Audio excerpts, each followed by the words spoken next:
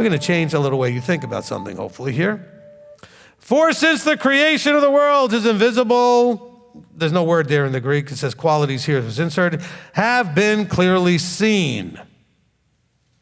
You all think that's the oceans and the mountains and the stars and the moon. No. Because then everybody says, nobody has an excuse. They've all seen God because they all see all this stuff. He's talking to believing people about their struggle in being believing people and walking in belief.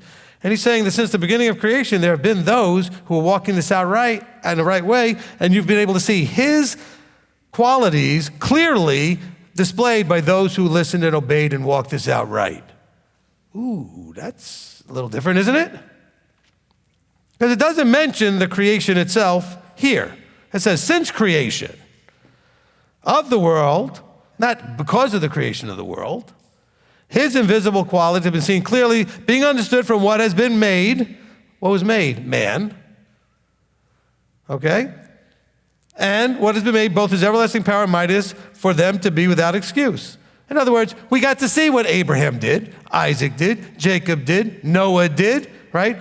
This is Romans now. All those heroes of the Old Testament have already lived and died, and all of them know about them. We saw what happened coming out of Egypt. We saw what happened with Moses. We saw what happened with all these things. He said, and you can see God was in all of that stuff. So please leave everybody else alone saying that, well, they should have no excuse. That's not what it's talking about. Now, you can disagree with me, that's fine. But in my opinion, that's not what it's talking about. It's talking about that there's always been those that were walking the way he said, and you can see him in that. Because what did Yeshua say? When you look at me, you see him. Why? Because I do what he said to do, and I behave just like him, and I sound just like him, and I speak just like him. And there were others in the history of the world that did that the best they could. Not like Yeshua did perfectly, but the best they could. And you can see him through all of that. We're back to the potter and the clay, right? That which was made. And again, that which was made, because I really thought he was making a potter clay reference here. That which was made brings us right back to that which was made in Jeremiah and in Isaiah. It's talking about the people, isn't it? So through his people, look, John 1 says, and he came to his own. His own weren't like believing people and everything else. This is before he put on the flesh suit. John 1, and I think it was like in verse 12 or something. Give me a second, we'll go there. All right. In John 1, and in verse 12.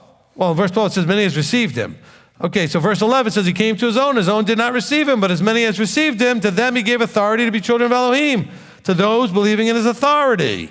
Oh, who were born not of blood nor of flesh, nor of the desire of man, but of Elohim. And then the word put on flesh, verse 14. All of this happened in the first 13 verses before Yeshua put on a flesh suit. And so Paul's not talking about anything different here. He's not talking about anything different here. But what he did say was, he says that their problem was this. They did not esteem him as Elohim, so they knew. So they had a relationship. They knew about him. This is not about, oh, the trees are so pretty, and they couldn't have just spontaneously showed up, so there must be a God. Okay? This is about the people he worked with, and there were always people he worked with, and that was evident and obvious and visible if anybody was paying attention. How many times in the Tanakh do you say, where people will say, what nation is there so great that has such laws or has an Elohim so close to them that meets with them face to face? People were seeing what was going on.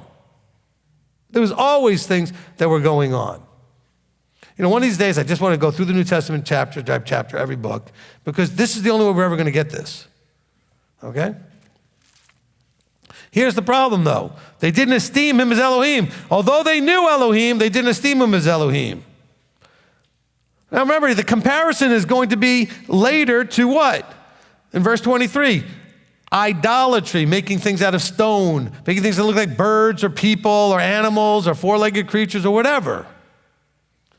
So this is not talking about, oh, look, with all the majesty of everything there is, there must be a God.